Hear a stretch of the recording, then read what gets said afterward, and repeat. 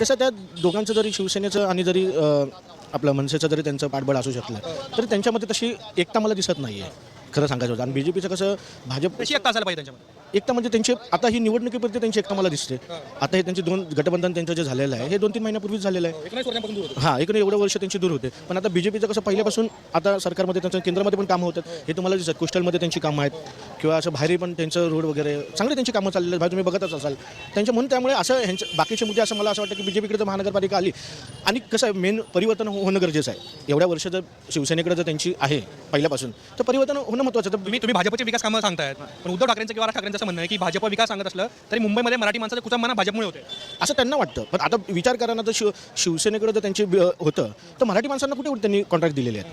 As a non Marathi दिले सगळे non Marathi आहेत. जर आम्ही हा जरी 155 वॉर्ड जरी बघितला तर इथे मराठी कुठे कॉन्ट्रॅक्टर आहेत. इथे स्वतः ह्या जी साऊथमध्ये मराठी कॉन्ट्रॅक्टर कमी आहेत. म्हणजे